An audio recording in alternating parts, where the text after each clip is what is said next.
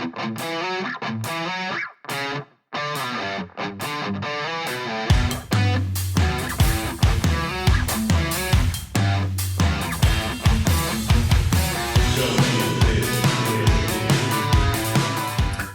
welcome to another show of Don't Get This Twisted. I am Rob, along with my co-host, Tina. How you doing, Tina?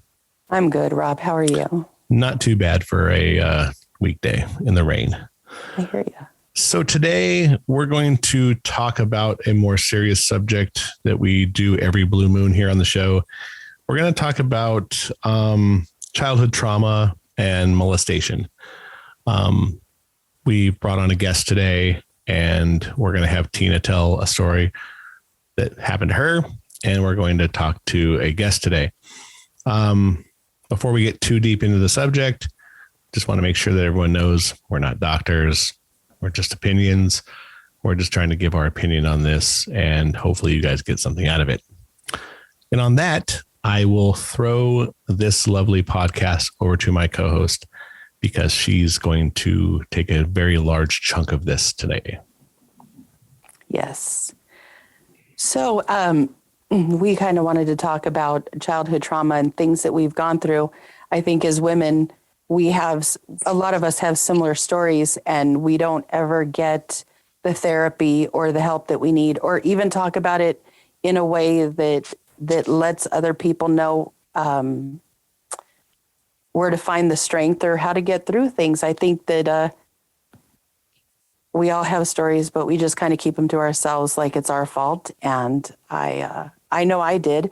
I was, when I was 4, I was molested repeatedly for about 9 months.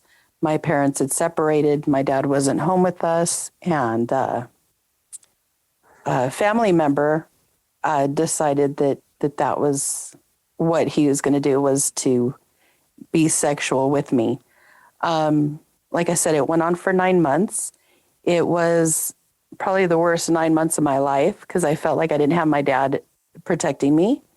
And it was constant. This went on several times a week. I did not feel protected. I didn't feel like my mom was watching us. My mom was going through her own thing because my parents had separated for that time. And it was a family member that did this. So it happened repeatedly and often. I remember when my dad would come to visit that I would just say, "Dad, please don't leave me here. Don't leave me." But I never really told him what happened. I kept that to myself because I just wanted the family to be together and whole, and not further traumatize me by not sticking together. And so I went a long time with this family member, seeing him at family reunions and weddings and funerals and what have you. And not really knowing how to deal with it. I felt very much alone and isolated and scared. And I remember going to family functions, and this guy would come up to me and hug and kiss me like he did every other person in the family. And I would cringe, but I didn't know how to say, "Don't touch me. Don't, you're an asshole." I don't know. I couldn't figure out how to do it. So I went until I was about 18. And 18, we had a huge family reunion. And I finally broke down and I told my dad, "I don't want to go to this thing, and this is why." My dad kind of freaked out, and he said, "What do you want me to do? Because if I confront him, I'm going to kill him." How does that even work? Like, you tell an 18-year-old that their dad's not going to be around because of something that happened years before, because he's going to go and kill the person that did it. So I told him not to say anything, and I just made sure to stay away further from the family member that had done that. And it went on.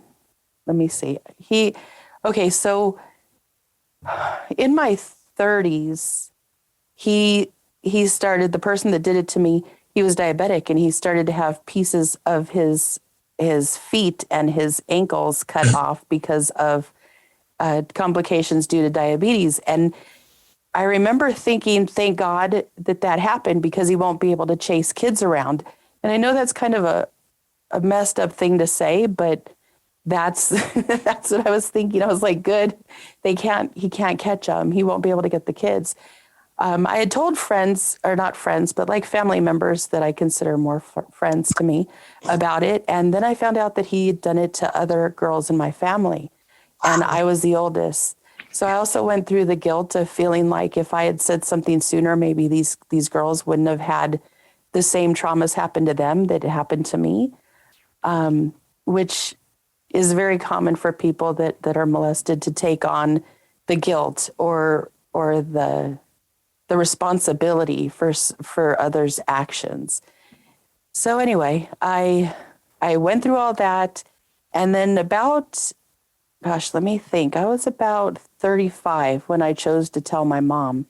Now at this time, my mom, this is years later, 31 years later, mom and dad are still together. Everything's fine. Mom had a traumatic brain injury, and she was on a lot of meds, and here I'm trying to tell her what went on, and she didn't want to believe it. I believe she didn't want to believe it because A, she dropped the ball on us at a time when she shouldn't have. B, the guilt of what she had done to make all this stuff happen was too much for her to handle. And then you throw in the medication and the guilt, and it was just too much for her. And I had told her, and there was other family members like staying here at the time, and they literally had to tell me, because she went ballistic, to stop, and that I wasn't going to get the acknowledgement from my mom that it had happened. She couldn't believe it, wouldn't believe it, and it was causing her trauma. And I thought, wait, how is it that I have to suck this up because she's having trauma? Like, this was my trauma. This was something I went through. And I didn't get the validation from her. I didn't get the support. I didn't get the, I'm sorry. I didn't get any of that. And it was truly, it was heartbreaking because your mom's supposed to have your back. And my mom, not saying my mom was a bad mom. She was not. She was the super mom until she couldn't be because of the brain aneurysm. But yeah, I felt like she dropped the ball on me, and I was not safe, and I never felt safe. And because of all that had gone on, I find that I try to control things and situations, and I don't go with people in their cars. I take my own car because I always want to be able to get out of the situation because I never felt safe. I remember when I was adopting my daughter, we had to go through they had to do a mental check on us to see that we were right. And they asked if we had sexual trauma, which I had had. So I had to write a story about what had happened and be explicit. I had to tell them details, which I thought was none of their fucking business. But here I am trying to adopt a kid. So I guess they wanted to make sure I was sane enough to deal with it. So I told the story. And one of the questions that they had asked was, how did you get over it? And I thought to myself, well, I was 35 when I realized I didn't like fingers inside of me. And it was during sex with my husband. And he was like, what happened to you that you don't like this? What's going on? Do you realize you've never liked this? And I had no clue. Well, I know what happened, and it happened when I was 4. So in dealing with all this stuff, I think that it came up at different times in my life, and I dealt with it when it came up, but it's been a lifetime of it.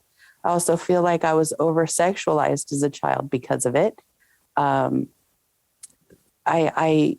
again, controlling my situation, my surroundings, my safety, my driving, everything, because you didn't know when you weren't going to be safe. So I've grown up going through all of these things and trying to get over it. I think time heals tremendously. I think that remembering who I was with when I was having sex, when I was having these crazy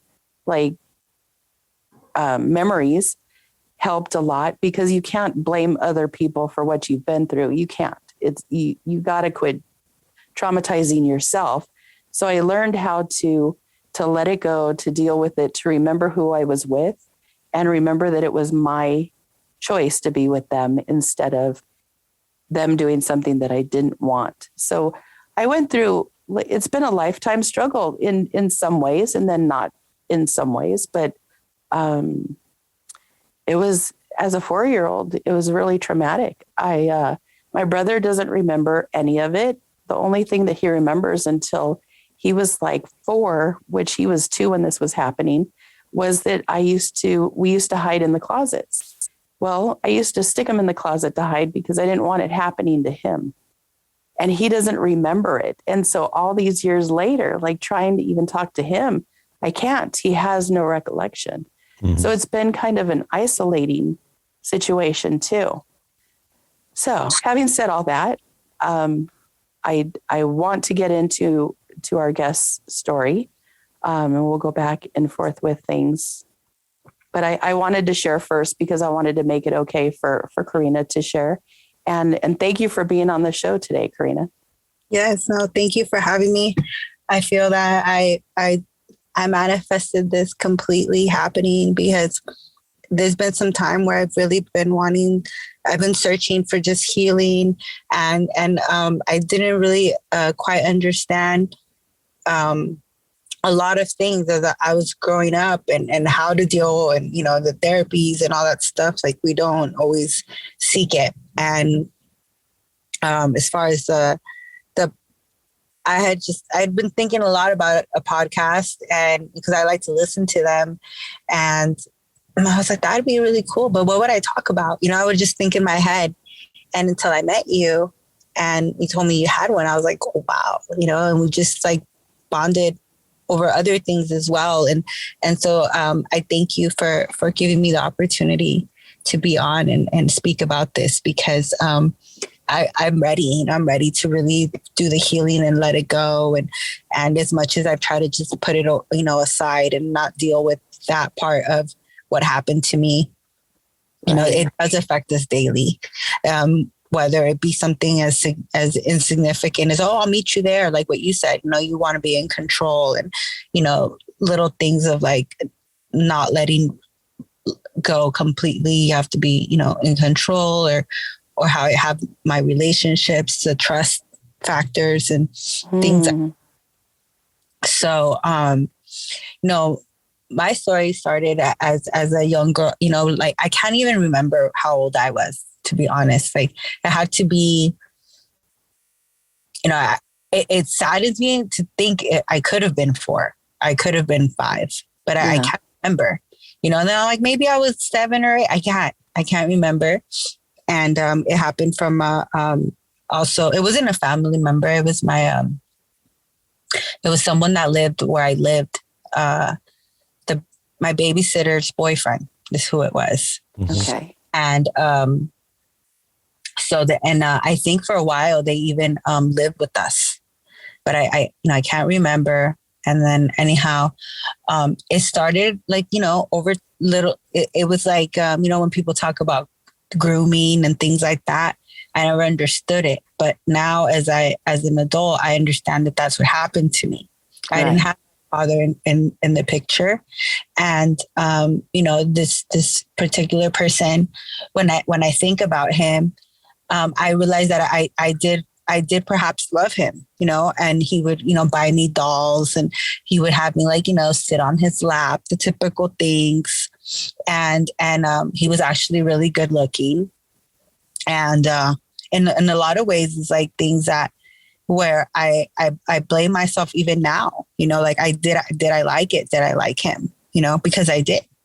I did. There is a part of that where, or even if when people are abducted and they're with the person that they've been abused by for years and years, they do talk about loving the person or having feelings or not wanting them to get in trouble. It's amazing how someone who goes through this traumatic experience will somehow connect with the person that did it. And then it becomes harder to even deal with the trauma because you liked it, or you brought it on, or you were attracted to the person. But for me, like a person, you know, when that happens, there is there is a sexual stir that happens. So of course you're going to have feelings and emotions that may not feel right. I mean, it doesn't feel right to have them, but it does very much happen. And I've heard that over and over again from people that have been abused. Yeah. Yeah. So, I mean, I think of the memories that I have of him being active in my life, where I remember the dolls that he bought me and the things, you know, those little things. And eventually they moved in like next door type of, like not next door, but like in the same place. And I know he would like lure me in, like he had a fish tank, and I would like love to go see the fish. And you know, the fact that I didn't have my dad and I was, you know, living in the same apartment building, it was just way too easy to be in his apartment. And what I think of to myself is like how bold that, you know, no one ever said anything. Like no one thought that was weird. You know what I mean? That like Nobody came to check on you. Yeah, that nobody came to check on me, and that it wasn't, you know, like that didn't arise any type of Suspicion. you know, suspicion at all, you know, Red and flags.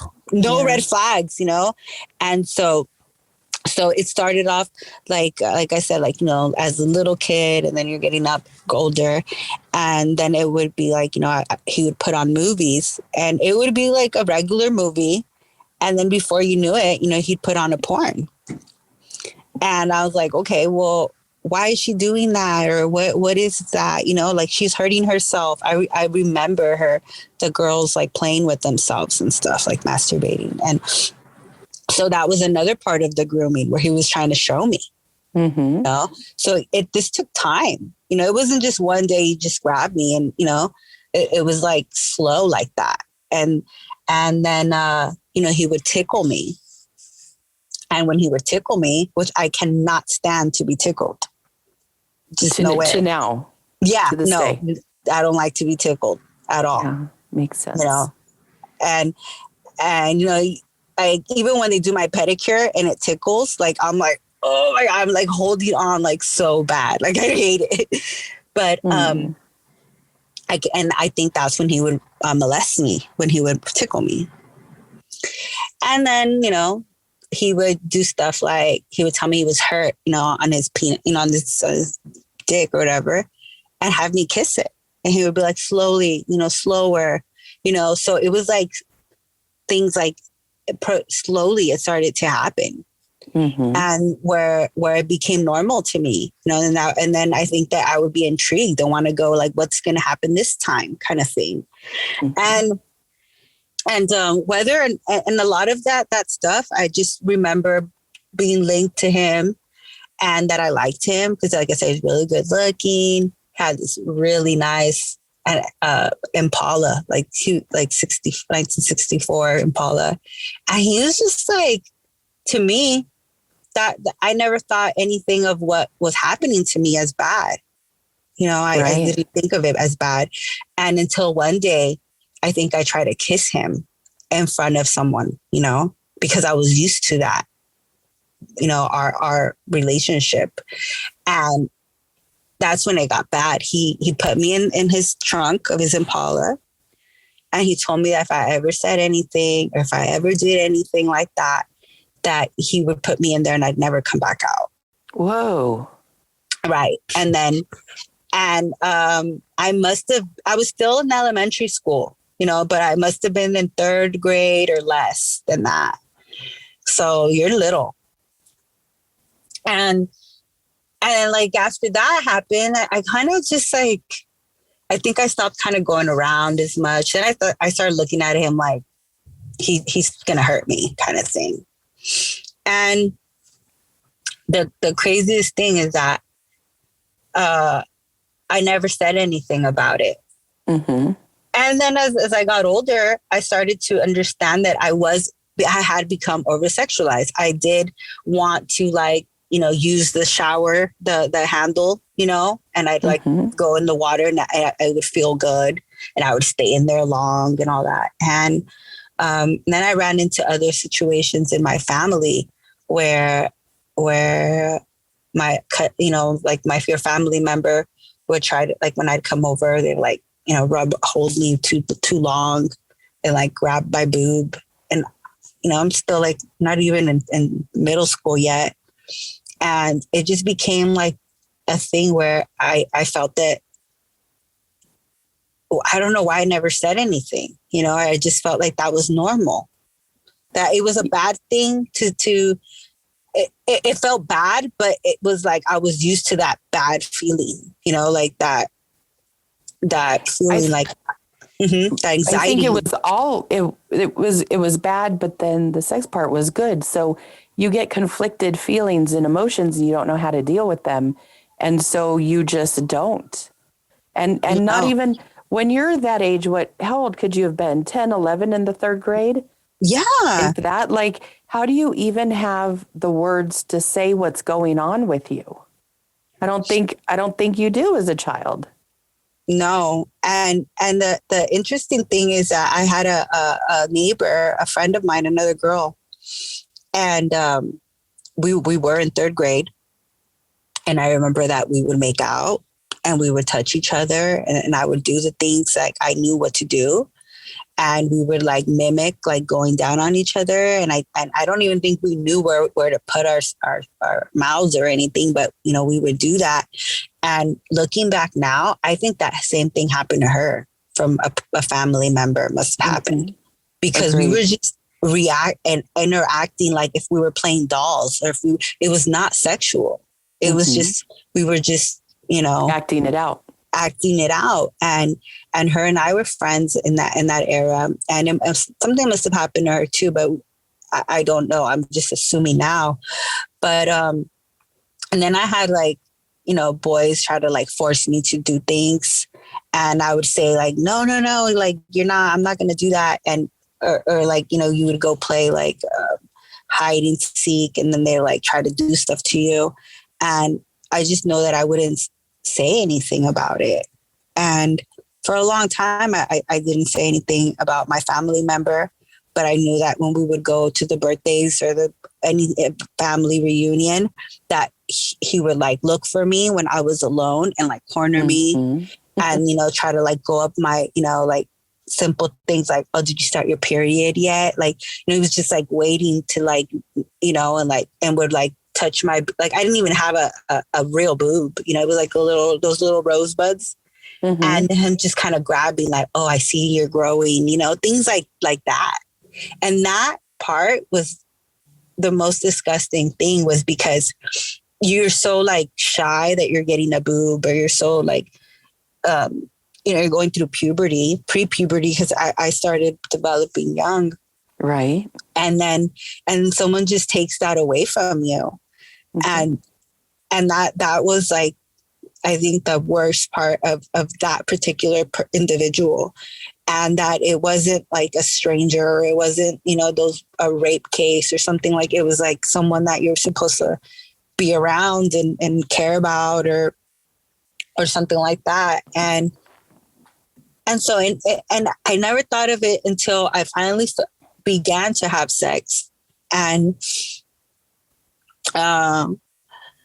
I ended up having to go get like a pap. I wanted to get birth control, so they had to like check you, and I couldn't do the pap smear. I couldn't relax. I couldn't let her like open my legs, and I would like close them, and then she's like, "Okay, just relax." And I knew it was my first time, so I was scared. Right. And I'm like, I told her, I'm just scared. It's my first time. And she's like, no, this isn't normal. She's like, did something ever happen to you? And I was like, no, what do you mean? And I had blocked all of that out. And it's amazing what your brain will block out so that you could function. I blocked it. And then, so once that happened, then I started having the dreams, and then I, they became nightmares, and I started remembering. And then, I must have been like, I started having sex young. So I was probably like 16 when I first got that pap smear, 15 even maybe. And then that's when I started to remember. And then it all started to come out. Like, I was like, wow, like this is how he did it. It was like slow. And I shared that with my partner at the time, who's not who I ended up staying with, having kids with them. And I think even, that relationship, he was 6 years older than I was. So I was 15 maybe. And he was already, 20. Wow. And he looked very young. I will give him that. But the truth is that he was 6 years older than me. And we started having sex when I wasn't even 15 yet. So I was only 14 years old. And he was already, been having sexually active. And so that's really when the grooming part, I think, really began because I was still a child. Regardless, even now he tries to say like, oh, you had already been having sex and you already knew. But I'm telling him, like, there's no way you can ever justify that with that because you were already an adult. Like, that was still statutory rape. I don't care how you try to justify it. It was. Yeah. And so that part, as far as relationships wise, I think that messed me up a lot because I never learned like how to really make love or be like passionate or anything like that. It was always like whole like porn vibes, always. And it was like, I felt now as a grown woman, I think of the fact that I feel that I was always like like used for their pleasure. It was never about my pleasure. So you pick the same type of man. Right. But then I think I became, it finally kicked in where I'd always been like vulnerable and I always had been hurt and, they cheat on you and like all these things. And I started getting in this mode where I was like, you know what, I'm just turning savage. Like, I don't, like they're not going to fuck me. I'm going to fuck them. Mm-hmm. And I did. And yeah, you took control of your body, mm-hmm. but you actually didn't because you still, you didn't have the normal feelings. You still were coming from that same place of abuse. Right. But at least you took the control back. I took the control back and then I was like, you know what? And then I started getting like these thoughts like, yeah, what I just said, I'm gonna fuck him. I got a strap on. I bought one, a dildo. And I was like, I'll fuck the shit out of him. And then I started getting like in this, I never in a million years would have thought that I was gonna do that. But that switch, it turned for me and I didn't want to be vulnerable anymore. And I wanted to be in control and I'm going to be on top and I'm going to spit on you. And I started getting like these things where I pushed the boundaries of like what men would allow based on, just not giving a fuck anymore because they did it to me. They didn't care about how I felt. And it's funny to me how most of those kind of things like that the men would the guys that I had that would allow it because I think somewhere in them they I don't know whether they feel like they deserve it or they're they've never had that happen. I don't know what, but I was like, let me see if he'll let me, and then like sure enough he would, and I was like, wow. Okay, that was even hard. Like, and a lot of guys are like, no, no one knows going to touch my ass. And I'm like, okay. And then I started, but touching on, we're getting off subjects and I'm getting into my. No, you're not. It's all related. It's okay. But the point is that later on, I really wanted to talk about that to my mom, and tell her what happened to me, that because she knew the people who did this to me. And, I told her about it and she said, no, that never happened. How? Yeah. You're imagining it. And then her whole like gaslighting me, like, and that's something that has happened to me a lot with people in my relationships. Even my kid's dad, he always gaslighted me, and so did she, where they're just like, that never happened. And I'm like, how can you tell me that? So I started questioning my own reality. Like, did that really happen? I'm like, no, I know it happened. How could I remember watching a porn? Like, how could I remember kissing him and like his dick and him touching? Like, I could never have imagined that, you know? And so I started thinking really hard. Like, I would try to meditate, like maybe I need to be hypnotized so I can really remember. And then after a while, I was like, so why does her not believing me make it like if it didn't happen? That kind of messed with me. Why couldn't she just accept it and say, I'm sorry that happened to you, you know? But she didn't. She's just was like, that never happened. And you know, she would always say that she never remarried because she never wanted her husband to molest us. And, you know, she had all this like righteous things of why she never had a husband. But I would find it so, it would like a knife stabbing me when she would like have this righteous, like tell other people how she never remarried because she never wanted that to happen to her daughters. Like, she protected us. And I was like, it did happen. You didn't. You couldn't be there. I mean, it's not her fault, because how can you be there every second of the day, right? But how did you not see the signs? I still wonder in that, you know.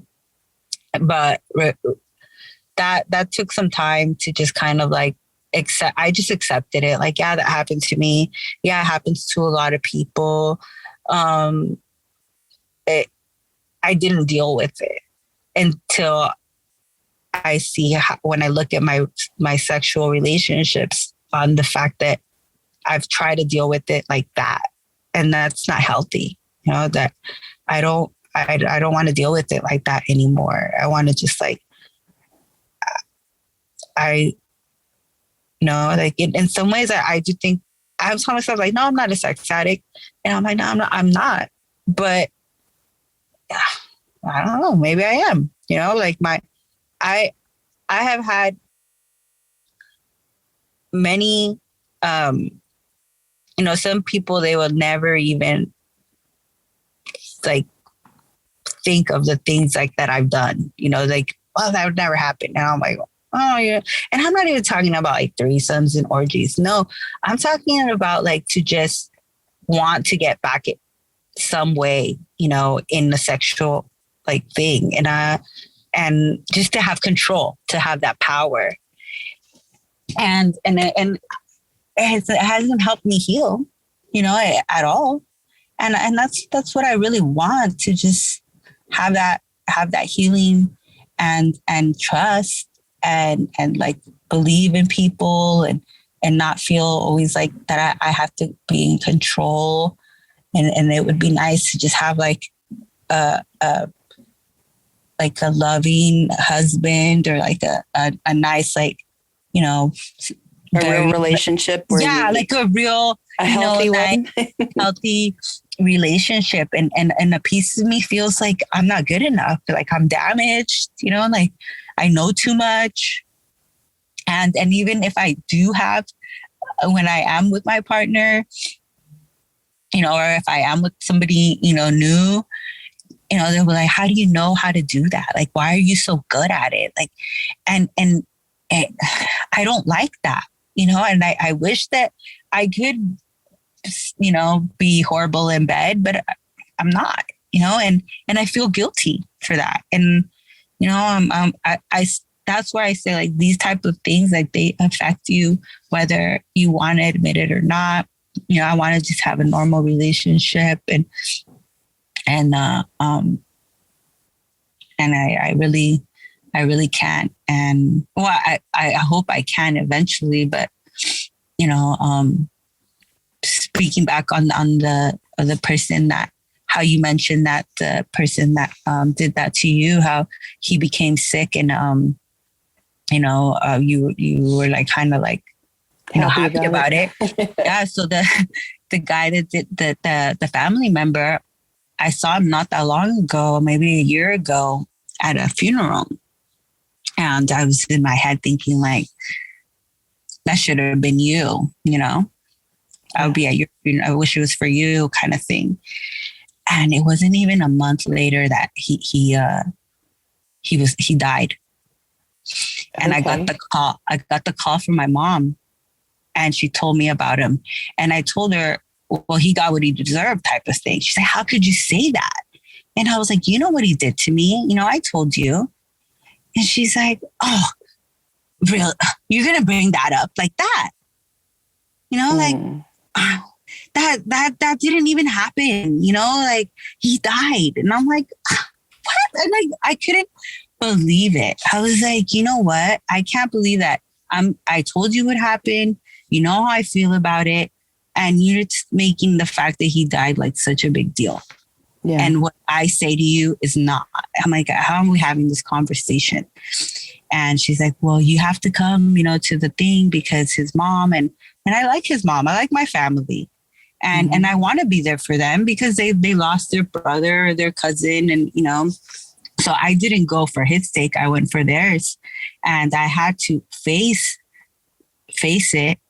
And for so long, I felt a certain way towards him. And I was like, you know, I think this is a part of my healing that I have to go do and forgive him and ask God, you know, because that's been the only way I've been able to even get by, you know, is just try to forgive him and forgive the people that what they did to me and not feel like a victim. And that's why this is so important. I speak about this because if anyone's out there that can hear me and feel and relate and understand and feel like there's hope there, that it's gonna, you know, that you can heal it or talk about it and let it go and try to make the sense of it, of why things happen and not blame yourself and not feel that you deserved it or you know, all these ugly feelings that come with it.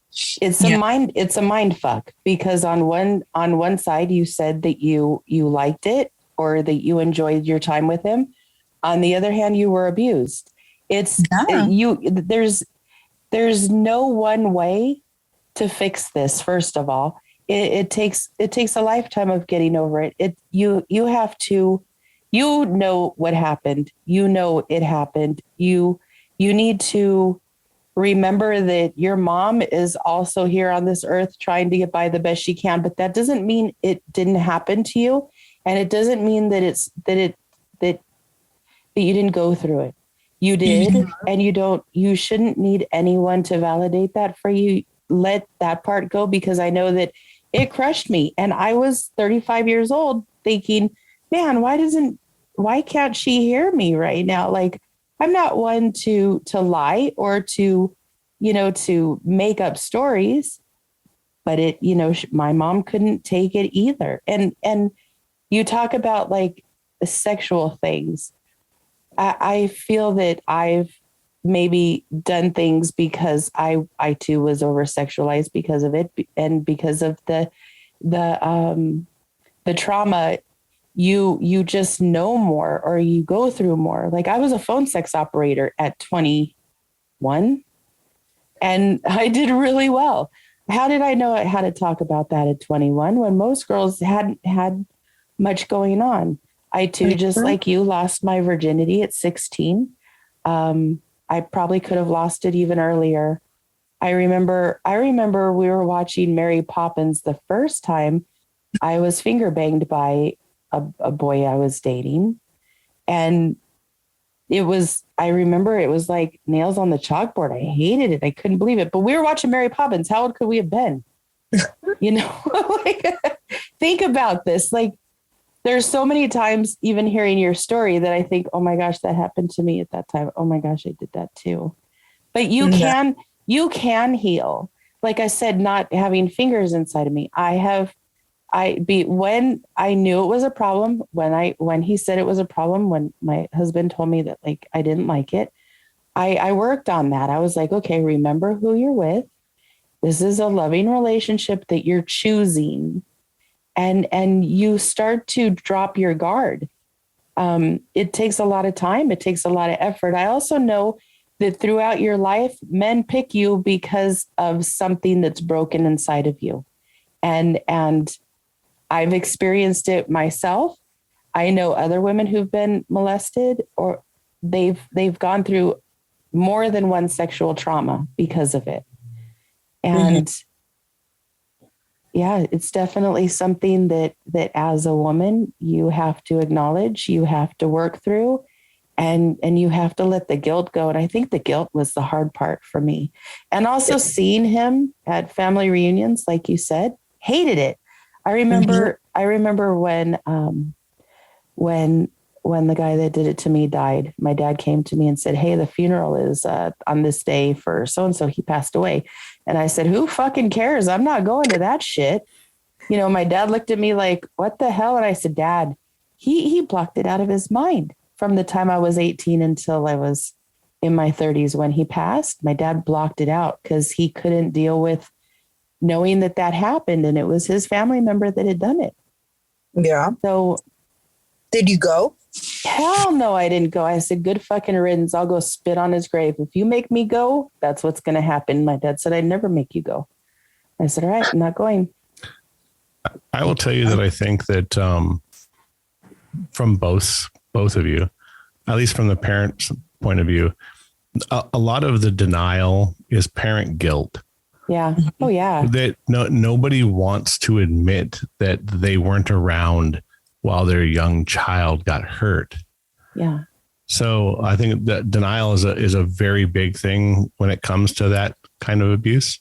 And obviously guilt. So your dad probably had guilt that he just locked away, Tina.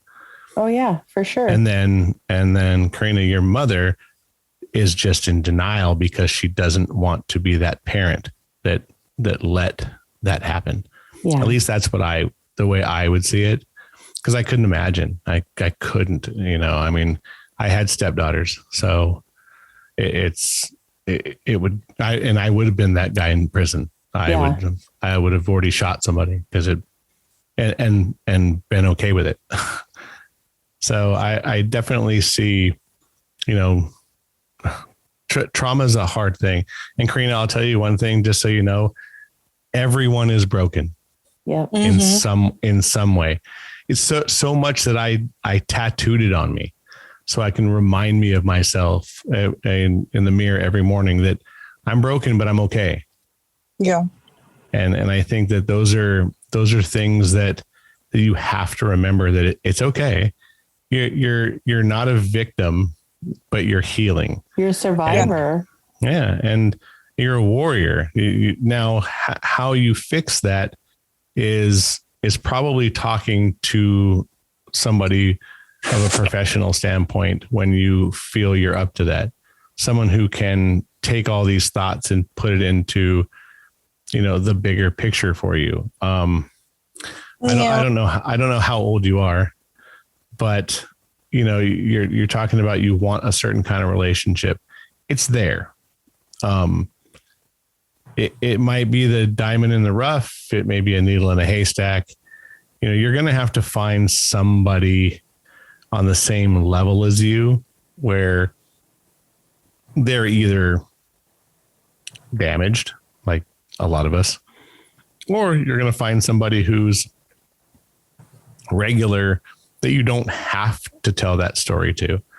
Sound like I find that story comes out though. I don't know. Probably one guy that I've been with that if it was a relationship that didn't end up knowing, it's funny. They just kind of knew because of the damage that I've experienced.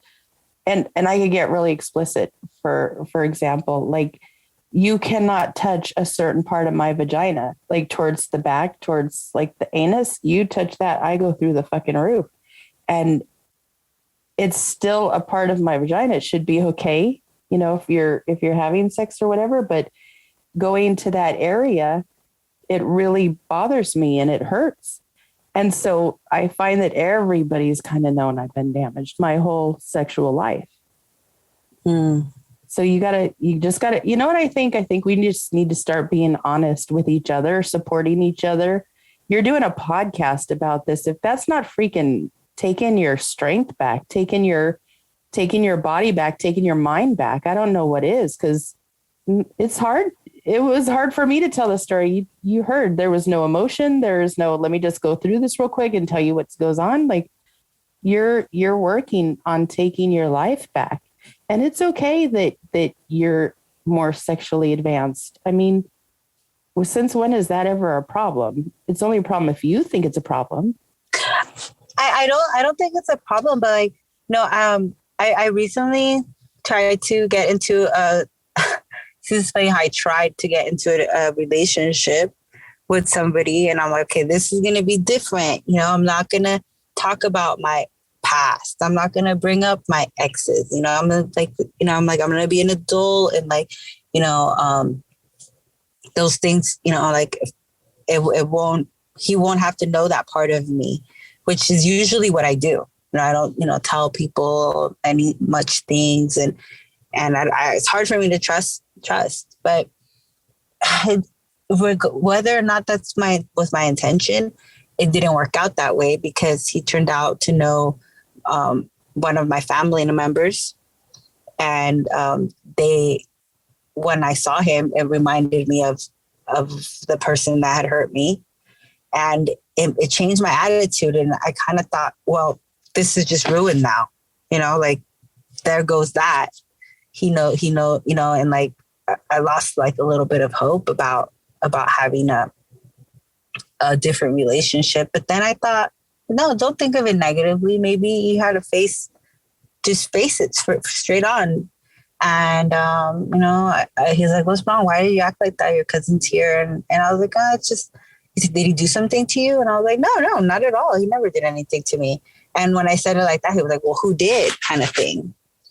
And so it came out, and he was like, well, you know, he didn't make much of it, but he didn't even realize how vulnerable I felt at that moment. That I'm like, mm-hmm. You know, it's like, that was a big deal for me. And he just kind of, it was like regular. And I like that, but it's still like that, those wounds that like, no matter what I want to do, just like, you know, get over it. How you say, I get triggered. And then when I get triggered, then it puts me back in that survival mode. And I don't like that. You know, I don't want to feel that way anymore. So I hope that with talking about it more, and just being okay that happened, it's not who I am. It doesn't make all of me. You know, there's so many parts to me. Absolutely. This is such a minute part of who you are in reality. Mm-hmm. I mean, it's huge in emotion. It's huge in guilt. It's huge in just like all the ways that you felt abused. But if you look at it as who you are, and we've been talking, you're so many different things other mm-hmm. than an abused child. Yeah. Yeah. I just, you know, I like to like, you know, sometimes I'll think about my inner child. You know, we all have that person, like that little girl. And there's only been like a few times where I just really like let it like just come out. And I've really been working on my relationship with God, and just forgiveness and forgiving that person, because I know he's still alive, and I know he's still there where I grew up.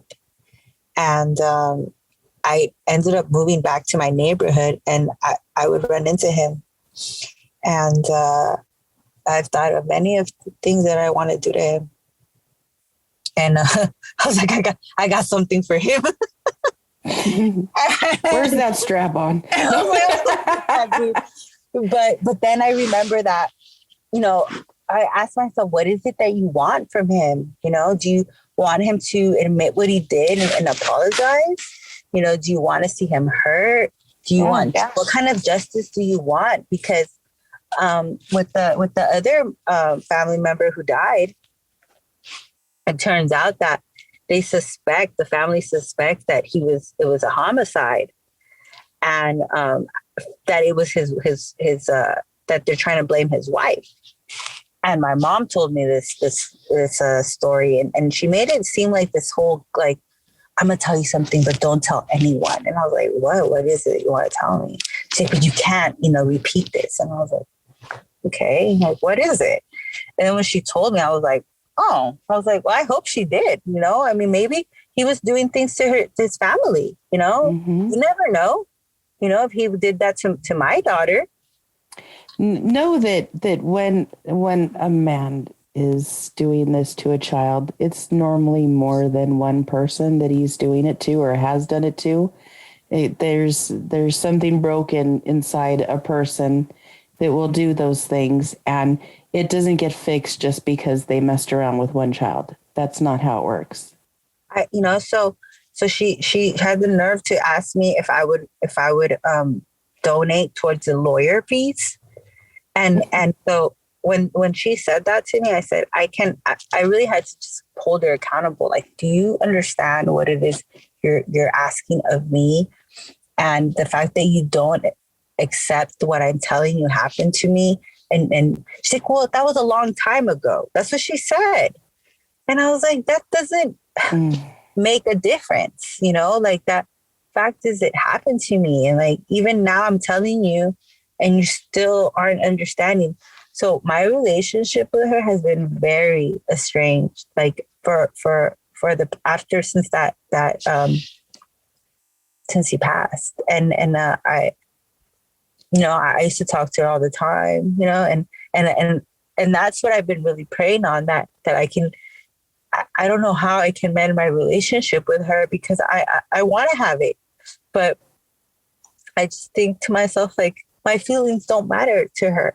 So why do I need to like even tell her how my day was? And it's turning into something bigger that it shouldn't be. And I think that I want to call her, my birthday's coming up, and I want to push a lot of people away more and get like, well, I don't need anybody and all this stuff. And I know it's not true.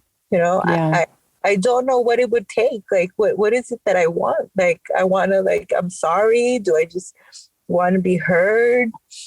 Obviously, I'm sorry. I don't think you're going to get what you want, because what happened has already happened, and the person that did it is dead. Yeah. Your mom clearly doesn't know how to deal with this. And it's got to suck of being a mom and not knowing how to deal with this to help her child. Now you could, and I'm not saying that your mom's right. And I'm not saying that I'm not saying that I'm not devaluing your feelings. I'm not. I'm just looking as a mom, like, oh my God, how broken is your mom that she can't deal with this? I look at stuff like that because I try to see why. You know what I mean? You try to look for the answers and you try to fix things. But I can tell you, my mom's dead. She died 4 to 5 years after I told her this, and it was never fixed. And it was a stalemate. Like, I just basically couldn't talk to her about it. And I remember feeling like I couldn't talk to her. I didn't feel like she loved me.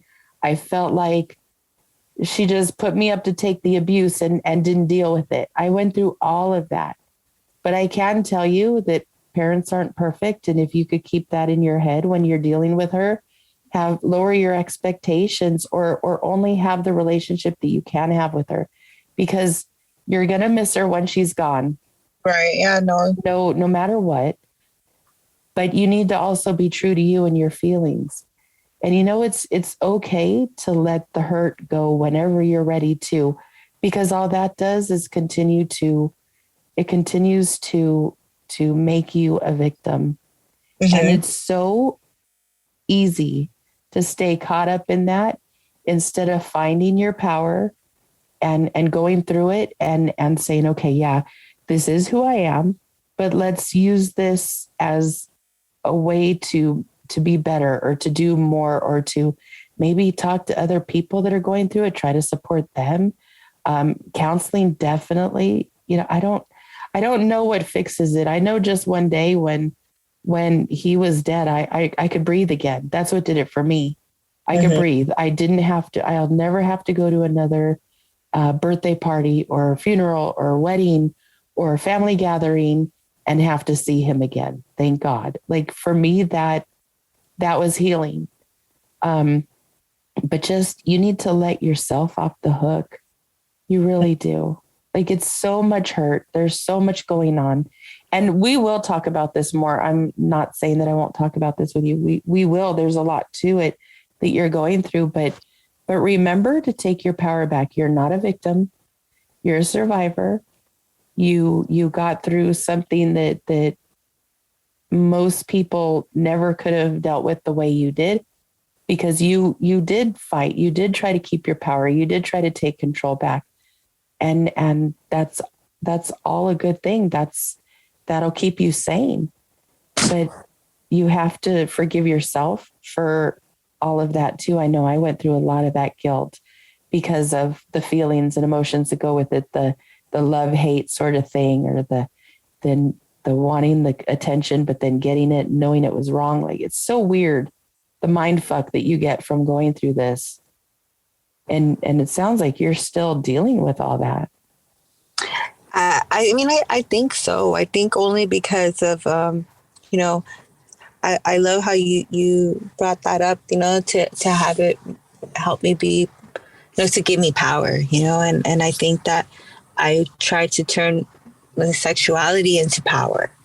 And, and I know that it only gets you so far, because the truth is that I want my sexuality to bring me, love and like a true connection, and where I feel safe and I don't have to be in control and I can be vulnerable, and it could be just that, and I think that I just when I think that I've experienced that, it's like my mind or my body memory just takes over and it just knows what to do. And then it turns into this like this whole it's crazy that I can even say this whole goddess or this energy, like the spirit vibe comes into me and I just get in this mode. And then after I'm like, I didn't want that to come out. I wanted it to be simple and then it's just, then I feel like, and then of course a man's going to want more of that. And it's like, oh, like you're the best I ever had. And I've never had anyone do that to me. And it's like, you knew, it's like you just were in my head and that, and it makes me feel like, okay, that's my power. I was, but I would love to be in a position where I could be I could be vulnerable, and my partner, my man, could have the power, but it wouldn't feel like he overpowered me or took something from me or used me. Yeah. Those are the things where I think the real healing will really start to happen, where I can have that relationship and I don't feel like they took something from me or now they don't need me anymore. And that's it, and I've never really had like one night stands. Like because it's never like, they want more. Right. That is the one night stand type of thing. And then like like real relationships don't really come from that, and that's really part of me even talking about it, hearing myself and knowing that is what I want. And I know I'm capable. It's possible, but I have to heal. I think that you are on the way of healing. Yes. Because like I said, we've talked a lot offline. I think you're pretty freaking brave for doing this, because I wasn't going to do this until you said we should do that. It wasn't coming from me, and you heard how I told my story. I think what we need to do is have another episode, either where we continue the conversation or we start to pull in other people so that maybe we could find the answers. Because I know sounds like both of us still have healing to do. Yeah. And I think that, like, when I mentioned that, I feel like this is all, meant to be, and just manifested itself, because I've been wanting this. I'm searching for it. I'm walking the way, and I'm really, trying to deal with a lot of, you call it like shadow work, and just releasing things, and looking at the ugly things, and what is it that I can change? How can I grow? Like I feel like, I'm 37 years old, right? And I feel real immature. Like, I'm thinking, like, I really want to grow into this woman, powerful, and have, where I can uplift other women, and not have my mind always taken over by relationships or men or things like that. Like, I really just want peace. And I never considered myself an alcoholic, because, we just hang out, we have a couple of drinks or things like that. But lately, like, even since the beginning of the year and just time, I want, like, less of that in my life, and just more of things. Like, I don't think of anything good that ever comes from that. Mm-hmm. And I'm making those changes where I know that leads to me to feel certain ways and do certain things that I don't want to do, and having less control. And so I think strong women need strong women. Yes. I'm Native American, and I always go back to the village or the tribe. I think that as a society, we've lost the support of having the elders to the kids together to learn from each generation. We've lost that. And I believe that you're searching for something like that. And I think it would be good for you. I think even talking to me when we've talked, it helped both of us. So yes. I believe that you need to search out women that could be positive with you and share stuff with you and start, letting you know that you're not alone. Like, all the stuff that you've said, I've gone through all of it. Mm-hmm. And you're not alone, and it does suck, and it leaves you really broken. But I think that we need to start making a tribe. We need to start having strong women together so that we could all come up at the same time. And I do want to do another episode with you, if you wouldn't mind, and we'll talk about other things, and do a little more research on it, and try to put both of us back together. I think that would be good for both of us. But I do feel like you're on a path. You're searching out healing for yourself. Keep doing that. Mm-hmm. and know that we'll still support you. I'm still here for you. And because of the time I don't want to shut you down, because once I get you talking, I want you to talk. But because of the time, we're going to need to stop. But promise me that we'll do something more. We're not done with this. This is just the beginning. Yes, I think so. And I'm grateful to have the opportunity, and I think that's a really good thing to work towards, and have like a goal to just have that, where we can uplift each other, be there for each other, learn from each other, and have our power really come from not just from the pussy power. Well, it all comes from there. Let's just be honest. But there, I think that besides that, I think when your mind is right, and then you can, that's when you really have the real control, when you can really control your emotions, and not just try to get everything, for me, I struggle with that. I find, when I get into new situations, I find my mark. Okay, like, who's in charge? Where is he? And how can... Just know too, that when you're in your 30s, you're trying to find yourself. Like, you're trying to, you're getting a grip on it. In your 20s, you don't know what the hell you're doing. But when you're in your 30s, you're getting a grip on yourself. You're adulting at that point, and you're changing, and you're growing, and you're finding your way. So what you're going through right now from what I've experienced is very natural. It's very normal, and I would be worried about you if you weren't going through it. So keep it Yeah. up, because the 40s Okay. get a lot better. They really do. I heard. They do. Every 10 years, it seems like it's a different growth spurt, but also the lessons get harder. So Yes. we have to prepare you for what comes next, because what comes next could be a lot of fun, and it could be a lot of growth, or it could be really trying. You have to be able to stand on your own and be strong and feel supported. And I think that will help as well. I know it has me. It's helped a lot. And just yeah, we need to get back to the village. I think we need to get back to having multiple generations around each other, so we could get the support we need. And we don't always get what we need from our parents. Our parents are too busy raising us. That's what aunts and uncles and cousins and neighbors and friends, they're supposed to fill in the gaps. So maybe we just all need to start sticking together and fill in the gaps.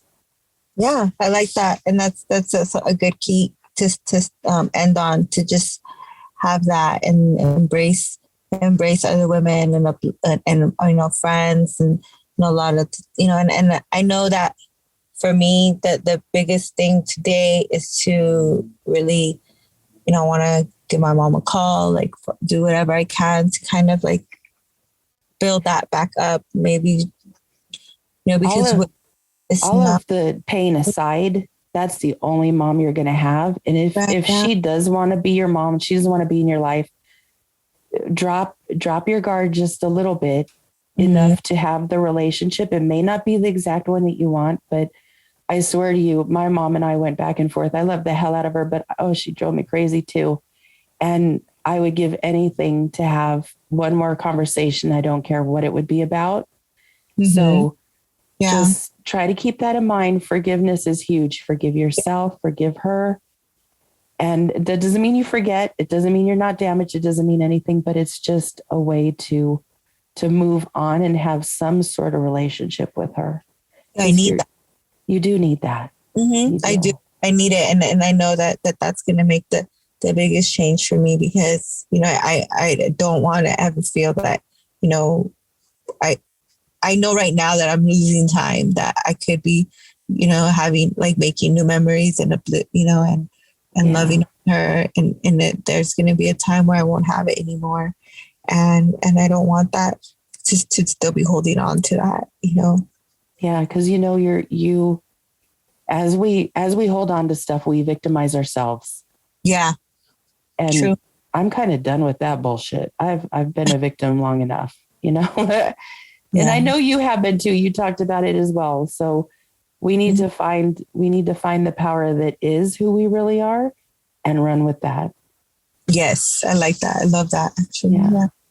But having said that, Rob, I think we need to wrap it up. And I'm sorry today was kind of a heavy conversation, but I'm not sorry, because I think we need to talk more about it.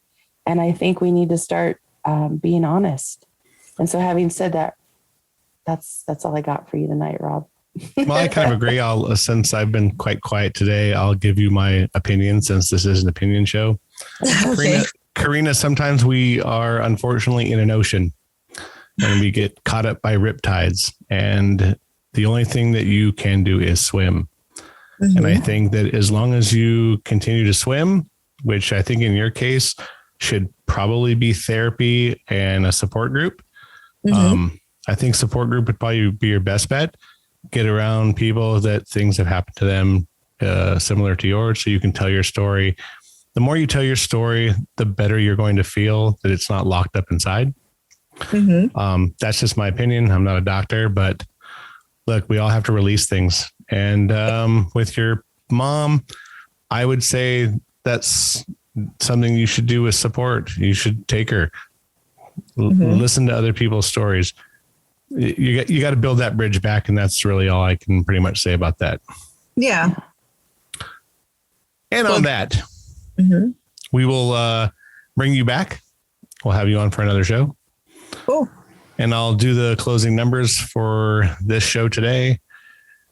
As always, this is an opinion show, so you can catch us on all the platforms: Apple, Spotify, Google, Amazon, and now on iHeartRadio. This is Opinion Show. Don't get it twisted. Just remember that we're here for everybody.